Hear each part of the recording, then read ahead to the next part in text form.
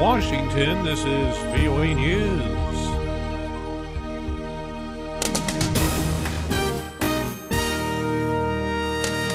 I'm Ray Kouguell reporting. U.S. envoy to South Korea recovering after knife attack. The U.S. ambassador says he's doing well and in great spirits after an assailant in Seoul slashed him on the face and wrist with a 25-centimeter long knife. Ambassador Mark Lippert was treated at a hospital Thursday with doctors needing 80 stitches to close an 11-centimeter gash on his face and surgery to repair damage to tendons and nerves in his arm.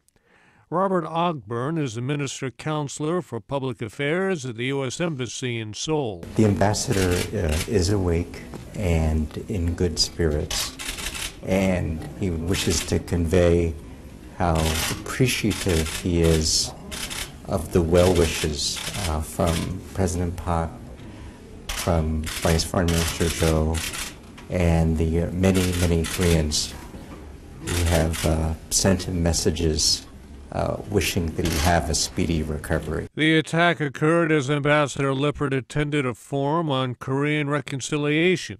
Police identified the assailant as 55-year-old Kim Ki-jung. South Korean media report that Kim is a longtime anti-U.S. activist.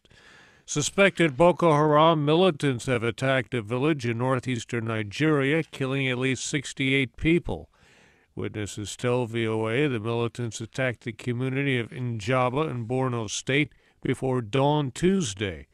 Word of the attack took 2 days to reach the state capital Maiduguri, about 100 kilometers away because of the remoteness of the area.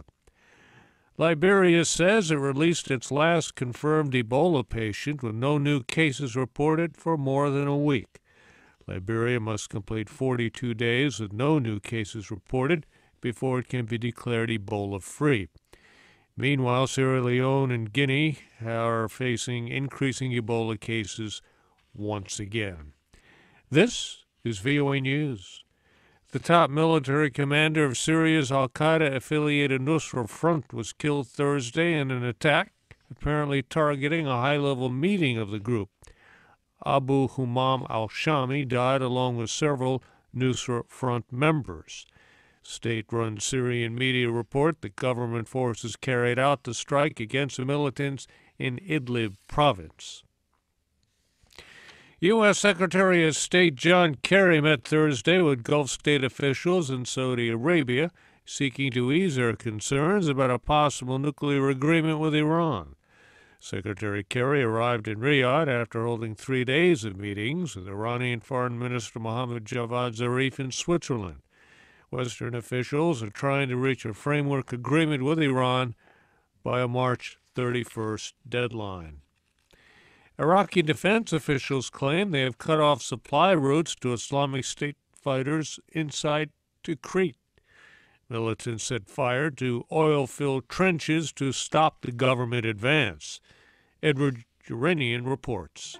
Iraqi government forces and a large contingent of Shiite volunteer militiamen battled Islamic State militants for a fourth day of bitter fighting aimed at retaking the strategic Tigris River town of Tikrit.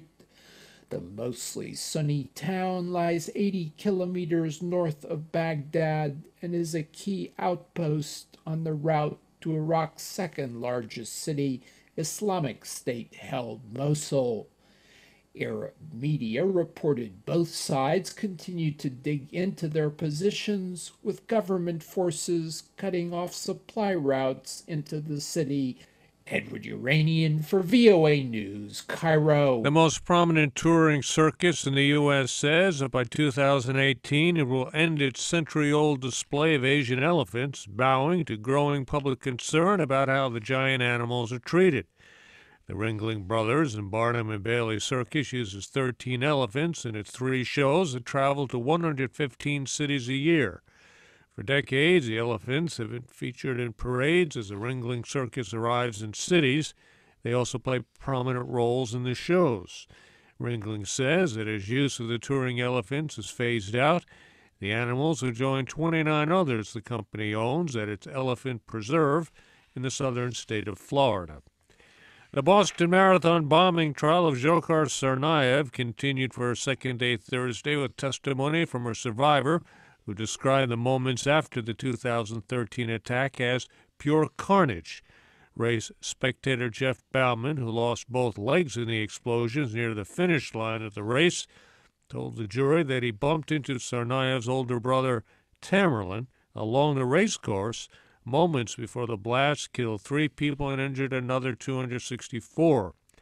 Prosecutors allege that Tsarnaevs are trying to avenge U.S. wars in Muslim countries. By blaming the older brother, defense lawyers hope to convince the jury not to sentence Dzhokhar Tsarnaev to death. I'm Ray Kouguell in Washington. That's the latest world news from VOA.